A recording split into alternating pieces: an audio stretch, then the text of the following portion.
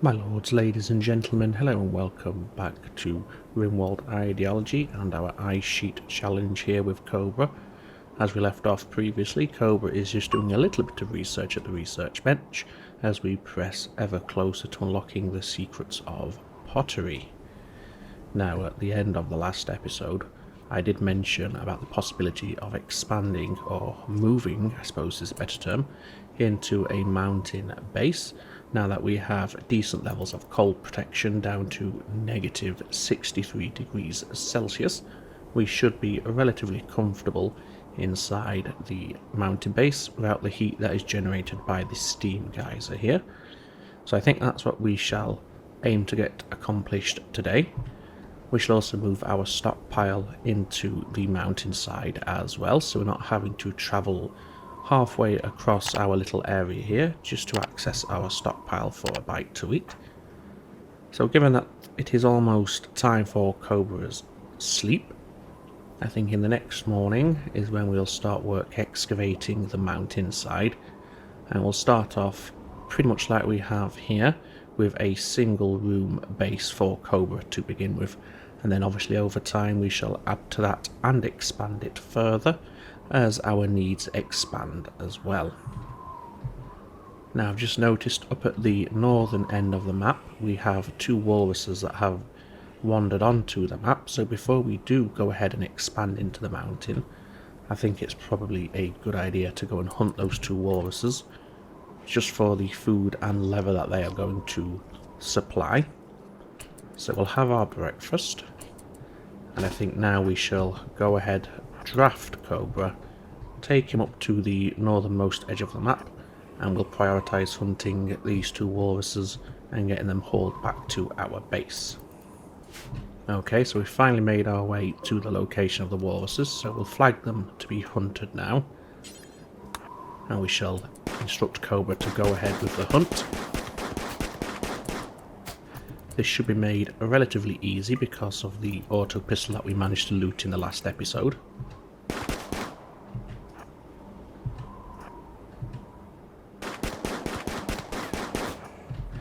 However, even with the auto pistol and its rapid fire, this walrus is taking a massive beating before it actually does drop.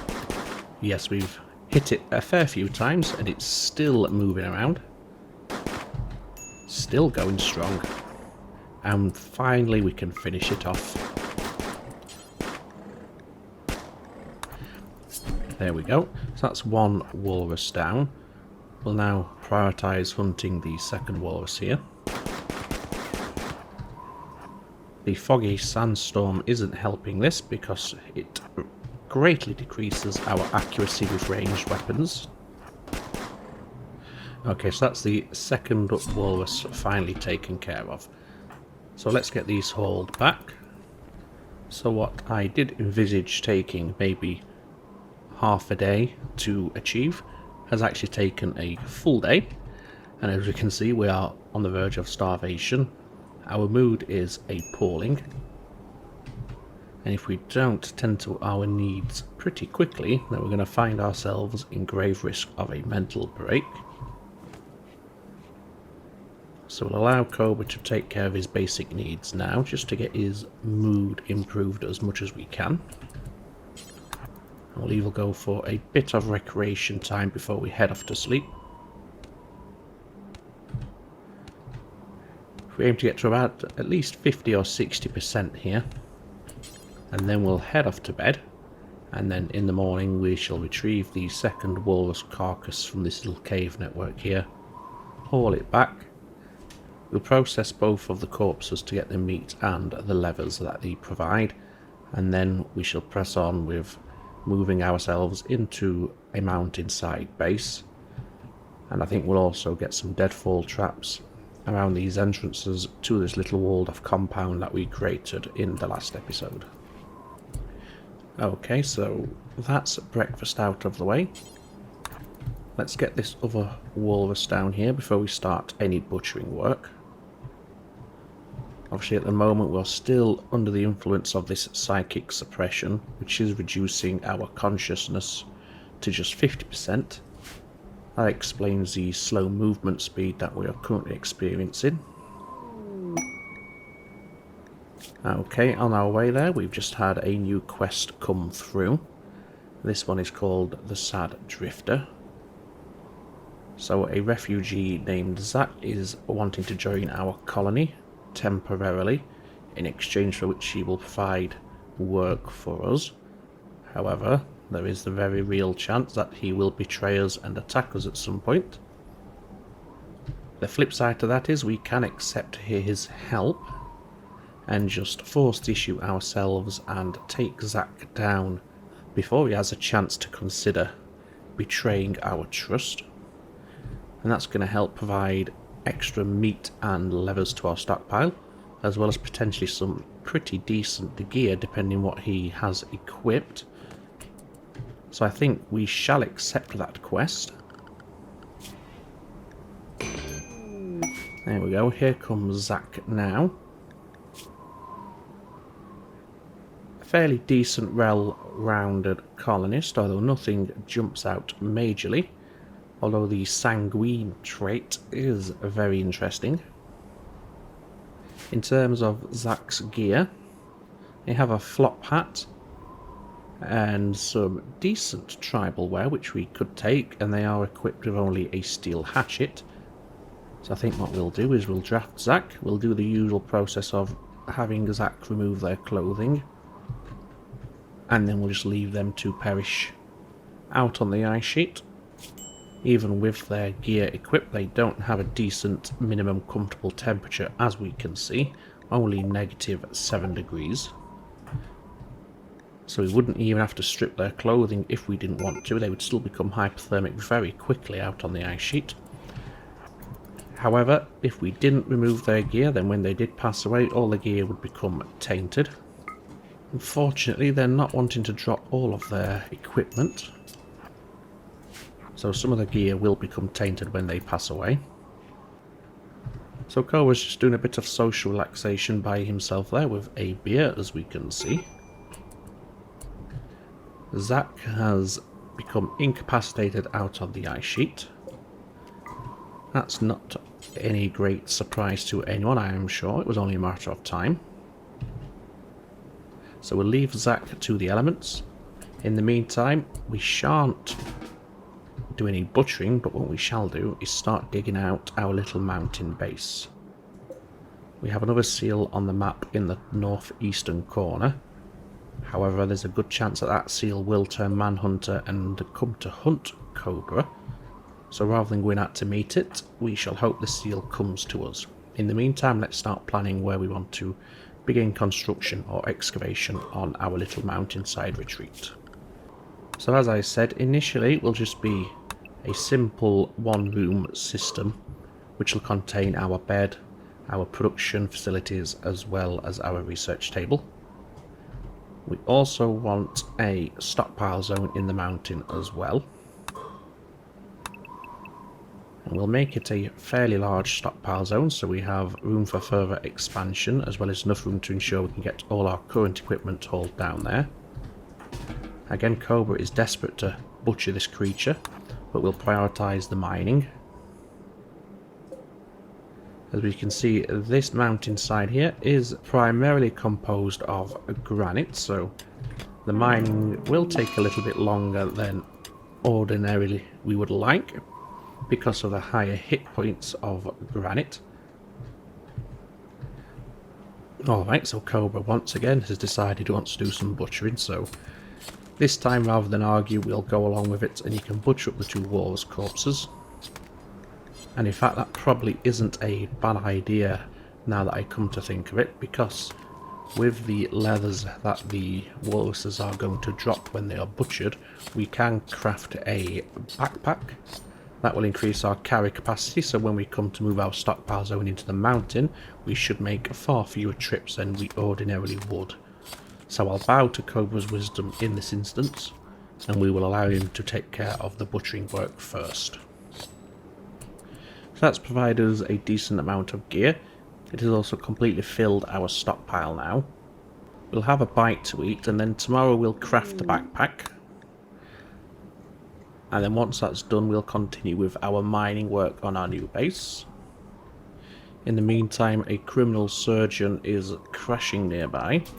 They do suffer from paralytic abasia, so they won't be able to walk. Where have they landed? All the way down here.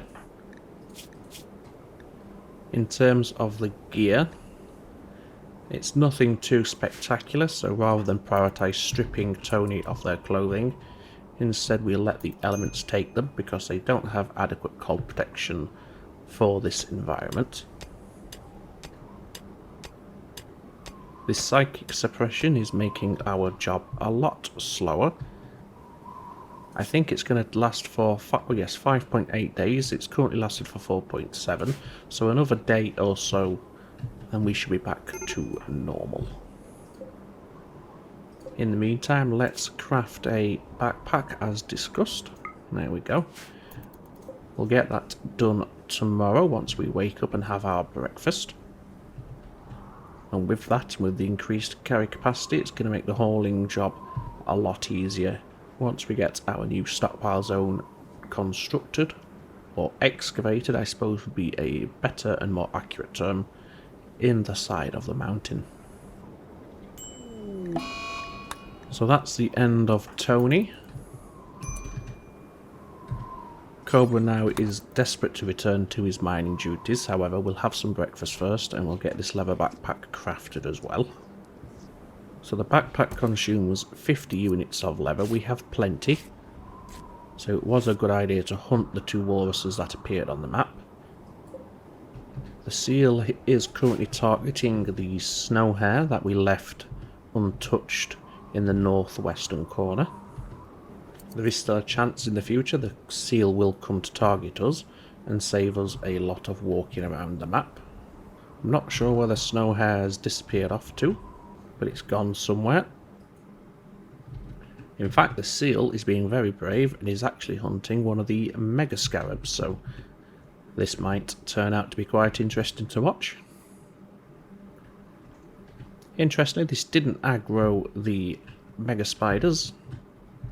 That's quite interesting. I thought they would aggro. Clearly not. So we return to our mining duties. And the combination of the increased hit points for the granite and the psychic suppression is making this a very tedious task. However, the psychic suppression should be coming to an end in the next couple of hours. And that should make things a lot easier for Cobra out on the ice sheet. Both in terms of getting around the place in general and his work speed. So a small snack and then off to bed. The psychic suppressor field has now dissipated, which is excellent. As we can see, our consciousness is now back up to 100%. Movement speed is still restricted to 96 because we have our middle toe on our left foot currently missing, thanks to an incident with a seal in the first episode. And now we should find our mining efforts are progressing a lot faster than they previously were. Yep, that looks a lot better. Although taking a break to do something else between every chunk mined will make this whole task last about 4 weeks. So we'll start work zoning the new stockpile zone. Nothing's going to be hauled over here just yet, I shouldn't think. So we've got a fair chunk mined out already, so the increased consciousness now that the psychic suppression field has dissipated is making a huge difference for Cobra out on the ice sheet. So after viewing some art and a small meal before bed, we shall continue our excavation efforts in the next morning. Although Cobra seems keen to get a little bit more done today, which is fine by me. There we go, it looks like he's done for the evening. So off to sleep once again. The seal has taken up residence inside the cave network. The foggy sandstorm has dissipated now. The weather controller is no longer affecting the weather out here on the ice sheet, which is good. That's going to help our accuracy should we want to go hunting in the near future. So with our recreation bar almost full, our rest bar almost full, and our food bar pretty much full as well, we can now return back to our mining efforts over in the mountainside there. Yet another colonist has joined our little camp. This is Itamu. Let's just take a moment here and assess how she's going to fit in. So no long-term medical effects apart from a small scratch on the right foot. Decent cold protection. And in terms of our skills, the melee skill of 12 could be quite useful. The mining skill of 9 is definitely useful, as is the crafting skill of 8. However, the incapability of caring or social jobs could be a little problem, especially if Cobra was to become incapacitated on the ice sheet. We wouldn't be able to use Itamu to rescue Cobra. However, to mark a change from our recent strategy, I think we shall keep Itamu alive. Her mining skill will come in handy while we're working on this little excavation project. So while she's here, we may as well make use of her. However, we're not going to prioritise her comfort or her well-being, and if she does end up succumbing to some unfortunate accident, then so be it. But having the extra pair of hands around is definitely going to make things a lot easier for us on the ice sheet. We've just struck some gold ore where we're about to mine out our little bedroom, which is fantastic. All we need now is a trade caravan to pass by, and we should be in a very strong position to make some good deals there. One thing we do want to try and purchase from a trade caravan is some wood. Obviously at the moment we have no way to obtain wood, which means we can't construct a butcher's table or anything like that, which is holding us back somewhat. As we can see, Itamu is having quite a strong negative thought because we have Tonya left unburied out on the ice sheet. So to rectify that, what we'll do, we shall allow access to her corpse, and we shall instruct Cobra to, in fact Itamu can do it herself. Oh no, she can't because she isn't assigned to cooking. So once Cobra wakes up and has his breakfast, we shall prioritise butchering Tony's corpse. That'll get rid of that negative modifier. Although at least in Itamu's case, it will replace it with a "we butchered humankind" negative thought. Okay, because our first stockpile is currently full, we came all the way down here to drop off some of the human meat, which is fine. It'll be down here in the future anyway. As we can see, the unburied colonist negative thought has now been replaced with a -5 "we butchered humankind" thought there. So we have halved the mood penalty that Itamu was suffering from. However, we now have a -15 hideous environment because of all the stone chunks that are currently lying about the floor where she's working. However, that won't last for long, because once we get them hauled away, that will be that taken care of. It'll be interesting to see what sort of social dynamic develops between our two colonists now, Itamu and Cobra. Hopefully it's a positive one. So that's our little base now mined out. We'll get everything hauled out of the bedroom ASAP, and then we can start moving things in here. We will set up 2 separate bedrooms now that we have 2 separate colonists. One for Cobra and one for Itamu. That way they shouldn't disturb each other's sleep too much, which is going to help their moods stay fairly positive. We'll also set up a private bathroom as well, so our colonists can take care of their basic needs in private. Alright, so Cobra has taken it upon himself to have a tantrum. So we're going to see some of our furniture now destroyed, which is unfortunate. However, if he wants to carry on destroying the walls of our base and the doors, that's absolutely fine, because we'll be moving out here in the very near future anyway. And now we're having a social fight as well. Well, that's a great start to their relationship. So Cobra suffered a few bruises, but nothing too concerning there. So what we'll do now is we shall delete this stockpile zone and hopefully get everything hauled out ASAP. Let's just check their work priorities here. We want haul plus firefighting, patient, doctor and bed rest all set to 1 where applicable. And we also want to prioritise any mining orders that we have set up, as well as construction orders. And then for Itamu, we shall prioritise some research, hauling and cleaning, as well as crafting.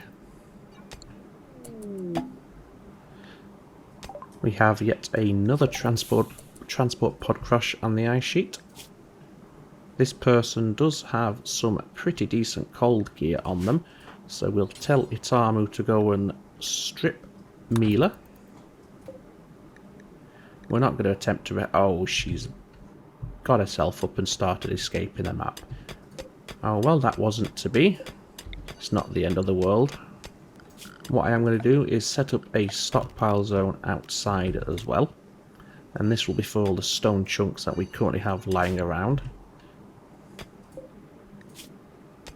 So we'll allow chunks but not corpses, as well as waste and nuclear waste. And then Itamu can prioritise hauling some of these chunks over to this new dumping stockpile zone. That should help keep her mood high as possible while she's working in our little mountainside retreat. In the meantime, after a bit of recreation, we'll tell Cobra to start prioritising hauling some of our equipment over to our new stockpile zone as well. The leather backpack that we constructed previously is going to make this a lot faster, as discussed, as it's increased our carrying capacity quite nicely. So Itamu has now decided to have a tantrum, however she's only going to destroy our stockpile of 8 walrus tusks. That's not the end of the world, although it would have been nice to sell them. So after a little tantrum there, she heads off to sleep. Looks like Cobra is also heading off to sleep himself. And I think by tomorrow we should have the rest of this stockpile emptied out and brought down to our new stockpile zone down here. And then we can start moving our furniture down once that's all completed. So what we can do now is plan out where the separate bedrooms are going to be located. So let's do that now. So Itamu's bedroom can be sort of like that. Cobra's will be like so. And we're also going to want a separate and screened off little restroom there. We also want some doors being installed here and here, so let's get them queued up as well. So one there, one there. These will all be doors as well, so put them ready.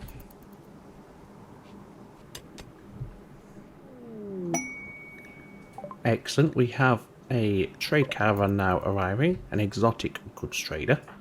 So we'll send Cobra out to meet this exotic goods trader, just so if they do get concerned by the low temperatures, we should have time to catch up with them before they leave the map. Now let's see, what can we sell? We can obviously sell all of the gold. Unfortunately, they do not have any wood for us to purchase.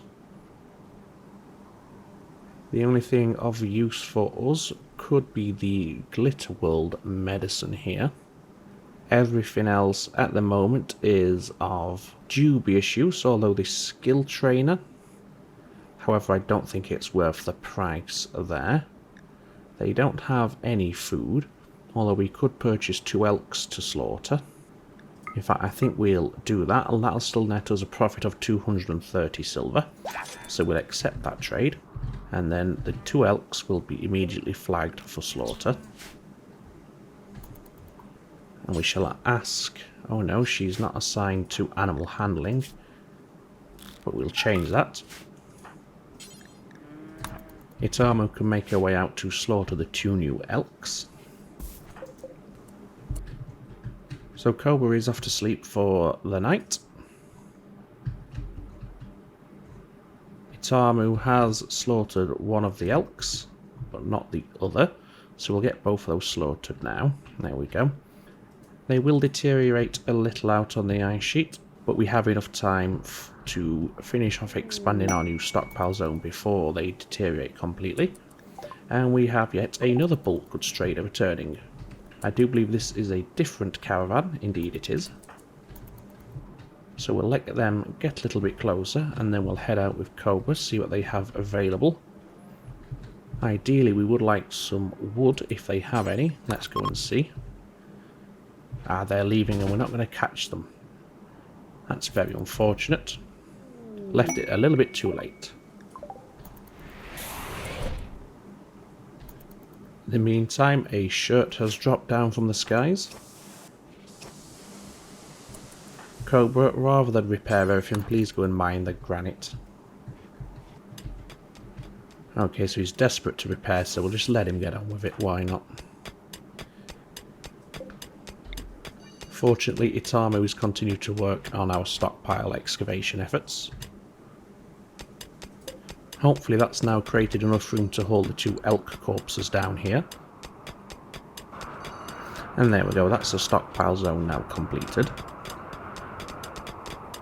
Looks like the bathroom is taking priority next, which is fine. So very soon we can get our little bathroom a little more private and secluded.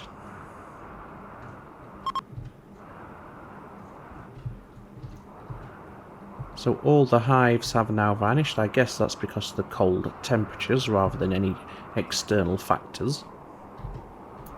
So that's the source of insect jelly now gone. That could pose a bit of a problem.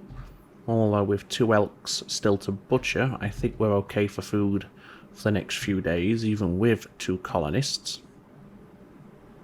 We have 19... oh no, we also have 60 here, so we have a fair amount of food.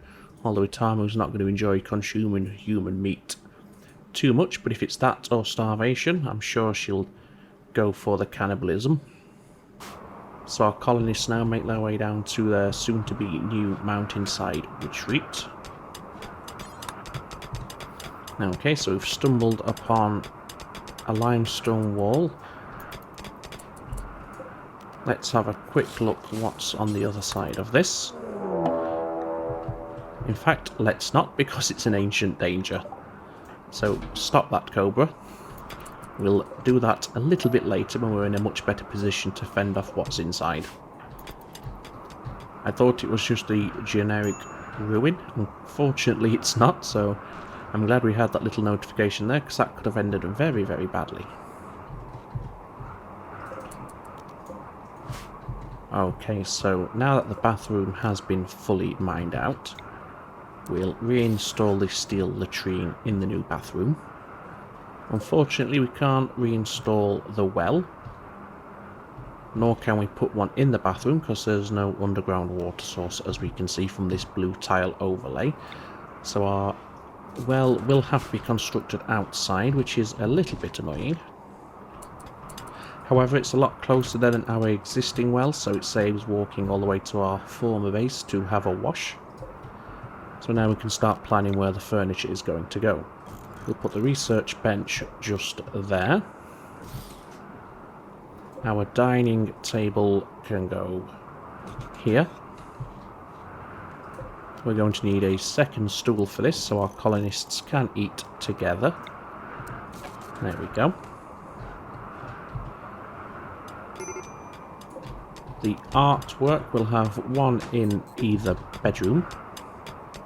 Cobra will have the higher quality of the 2. Just there. And the second one will go in Itamu's bedroom for her to enjoy.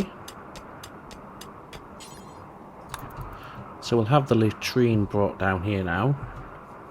The fact that it's in its own private room is going to help our colonists' moods.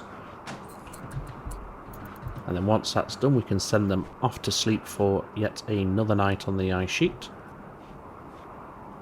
And hopefully come tomorrow, their beds should be ready to go inside our new mountain base. As we can see here, the insects are starting to perish without the source of insect jelly to sustain them. So that's one danger removed from the map. However, the trade-off with that is we no longer have the insect jelly food source to keep our colonists fed. Cobra's having yet another tantrum, which is fantastic. Hopefully he doesn't destroy anything too vital.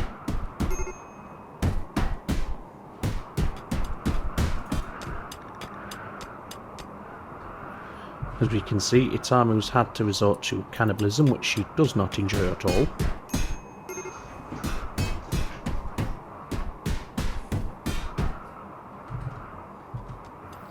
Okay, so that's Cobra's tantrum over and done with.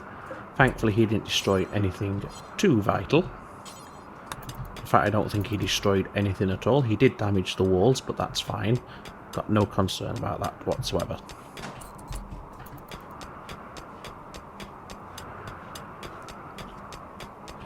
As we can see, our food stocks have now been depleted, so we do want to get these creatures butchered up as quickly as we can. So let's put down a butcher spot here. We'll have a butcher creature bill that repeats forever, and we'll have Cobra prioritise a little bit of butchering to make sure we have some food for both Cobra and Itamu. There we go, that's done a lot of good for our food supply there. We have 3 full stacks of meat now. That should keep us going for a few days at least. And if push comes to shove, Cobra can always do the unthinkable and sacrifice Itamu to guarantee his own survival. I've got no qualms about doing that. I'd rather avoid it if possible, however.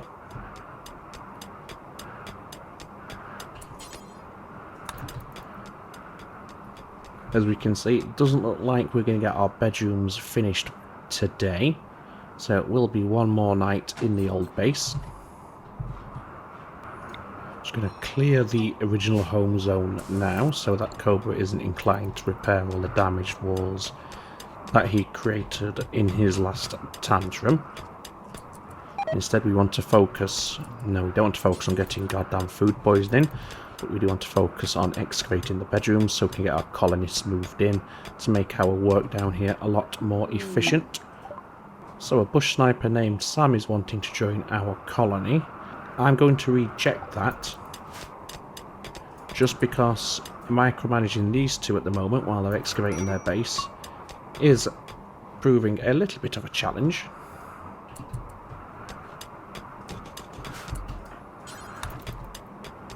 So we'll get Cobra's bed hauled down.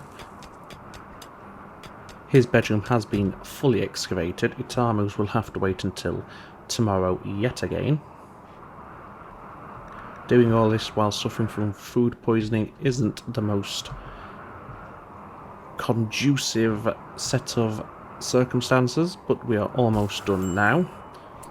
Although obviously prefer just to stop and vomit everywhere. So off to sleep. And hopefully tomorrow will be the final day. This took a hell of a lot longer than I thought it was going to do, and it's actually become very frustrating now. So Itamu is up and about once again, so she can continue working on her own little bedroom here. Cobra is now awake as well and having his breakfast. So we'll finish off Itamu's bedroom, get her furniture hauled down here. We'll bring the hoopstone ring down as well.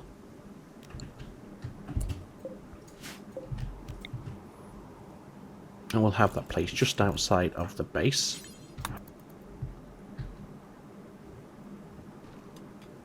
And then the only other 2 things we want to bring down are obviously the bed and our workstations. However, they aren't a priority. The priority right now is getting this bedroom finished so our colonists aren't wandering all over the map every time they need to go to sleep. And there we go, that's the bedroom finished, so let's get these chunks hauled out as quick as we can, get the bed reinstalled, and then that's that task finally accomplished. So now it's just time to clean up all the rock rubble that has been created from our excavation efforts. Itamu is bringing her bed down to her new bedroom, which is great. Let's get all the mess cleaned up, because that's going to have a negative effect on our colonists' mood. So the sooner we can get that taken care of, the better they're going to be. So we're almost finished now, just the last few pieces in Cobra's bedroom. There we go. That's our base nice and clean and tidy. We have our first raid. Let's have a look here. So this is Trina. She's armed with a club, as we can see. Her gear isn't the best. So what we'll do is, as she gets close, although she may end up suffering from quite bad hypothermia if she's not attacking immediately, so we'll keep an eye on that. We'll ignore the research request opportunity quest. And I think what we'll do is we'll take care of this solitary raider. Once that's done, we'll call an end to this episode. I don't mind admitting, it's been quite a frustrating episode for one reason or another. The food poisoning and the constant tantrums haven't been great. Getting this mining order completed took a lot more effort than I thought it would do. Hopefully we can finish on a high and take our frustrations out on Trina here. Although with shooting like that, we certainly won't. So one of the relics of our religion has also become available to us, but we shall deal with that in the future. For now, let's allow Cobra to vent his anger at Trina.